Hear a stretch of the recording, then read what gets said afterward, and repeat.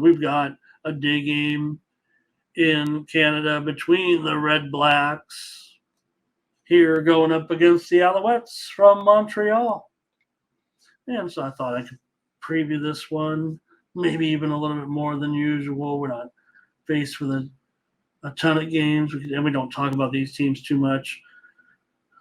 It seems like we always talk about the big. Well, in Montreal, you gotta include Montreal as one of the better teams in the league. And in fact, this line may be. Let me see. Is it 6 or 6.5? Oh, it's 6. It may be juiced up a little bit here in the total 46 here in this one with the Alouettes coming in and their 8-7 record so far. So looking okay, looking like they're gonna get in here. But Ottawa just 4-11 right now coming into this one.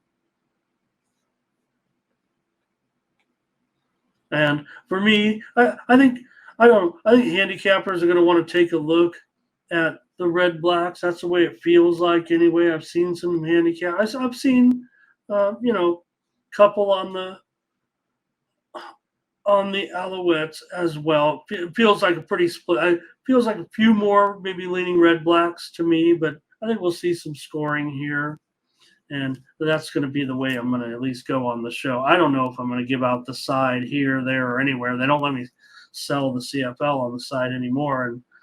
And I've been doing pretty well. Pretty much was a wash this week on all these picks we've had on the show. It seems like I give out the side in total every game, and we're winning one and we're losing one. So we'll just stick to the total here and go with the over 46. Here, as I was going 1-1 in all those games, I was giving out side in total since I'm not selling on the site. But you got to like Cody Fajardo's matchups here. I would think against the Redblacks with all of his receivers. I would think I've got Mac should have a big game. You know, I'm going to start talking myself into giving out a side here. Mac should have a pretty big game, I would think, for Montreal. I think you could look for Sneed. Philpott also probably to get in the end zone here. Meanwhile, Crum for Ottawa, he's been good, but he just doesn't have the weapons like Fajardo has here. Their running game is pretty good. And I think against Montreal, that's kind of what you look to do. Like Montreal, look, the one thing Ottawa does is stop the run, but they give it up and through the air. And I think Montreal has a decent enough aerial attack. So I kind of want to lay these points, but are you guys? Look, you guys are commenting. Is it about this game? Oh, it's just Perky. He wants the Alouettes on the money line for a max play. Yeah, well, I think they'll win. I don't want to give out a 275 minus 275 money line here, but like I said, Ottawa, a decent enough running game, and that's what can keep them actually in this game and kind of keep Montreal off the field maybe a little bit. But who can they really throw to that's going to have, when you compare to guys like Mac, Sneed on Montreal, Ottawa just doesn't have anybody who matches up like that. I mean, they've got Hardy, they've got Addison, but Montreal's probably the side here. I want to give it out. Just 6 points. I wish I'll buy it down. I'll buy it under 6 and probably do it. So, yeah, thanks, Perky. That's exactly what I'm going to do. That's where I'm going to be taking a nap right there before the baseball game comes on. That's what I'm going to be doing. Maybe I'll be up to watch this one. I'll catch the end of it maybe. I need some sports today. And it is at 1 p.m. Eastern, 10 Pacific, Redblacks and Alouettes here in this one. And, it is on Thanksgiving up there. And I checked. I just had to type in Canadian Thanksgiving.